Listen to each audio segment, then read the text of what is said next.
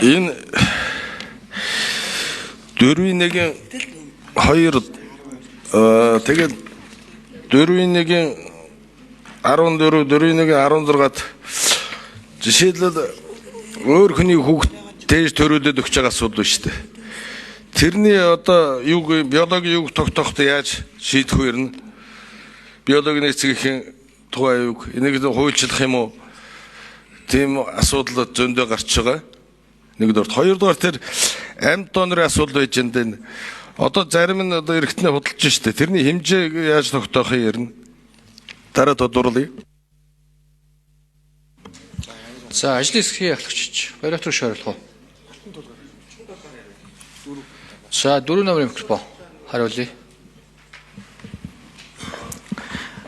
За, эрүүл мэндийн хөгжлийн төвийн эрчимчилж үнс болох албаны дарга Алтан Толгой. За, Бээсэн гишүүний асуултанд хариулъя. За, энэ хуулийн төсөл дээр бид нар бол өмнө одоо мөрдөгдөж байгаа энэ амьд донорын хуулийг бол донорын хуулийн дээр амьд донорын нэр томьёоны тайлбарыг бол илүү өргөн хүрээтэй бид нар авч үзэж байгаа. За, алба байгуулагдсанаас хойш өнөөдрийг хүртэл бол яг энэ гэр бүлийн гишүүдээс нь амьд донор сонгох юм боломж байсан. За, нэмээд бол яг энэ хүргэн бэрээс нь одоо донор болох боломжтой мөртлөө бусад яг гэр бүлийн гишүүдээс нь донор болох ямар ч боломжгүй. Энэ тохиолдлоос болж харамсалтайгаар амнаас нь эндж байгаа ийм тохиолдлууд ч гэсэн бид нар дээр бүртгэж ирсэн. За, энэ ч үднээсээ бид нар энэ шинэ хуулийн төсөлтөө эмчилүүлэгч нь бол амьд донороос авахын тулд эхлээд бол яг гэр бүлийн гишүүдээсээ.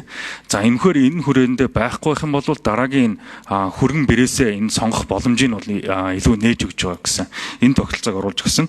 За, дараа нь бол энэ эсийн донор гэдэг нэр томьёоны тайлбар дээр мөр илүү тодорхойлсон. За, энэ дэр бол яг бэлгийн эсийн донор, за үүдэл эсийн доноруудын асуудлыг оруулсан. За, биологийн эцэг эхийг энэ тодорхойлох энэ асуудал бол яг одоо мөрдөгдөж байгаа холбогдох журам хуулиараа бүрэн зохицуулагдж байгаа. За, тухайн биологийн эцэг эхийг тодруулах гэх юм бол яг нэг бол хууль шатны байгууллага, нэг бол прокурорын зөвшөөрөлтөй за биологийн эцэг эхийг холбогдох байгууллага нь бол генетикийн шинжилгээ хийж тодруулах ийм үүрэгтэй байгаа.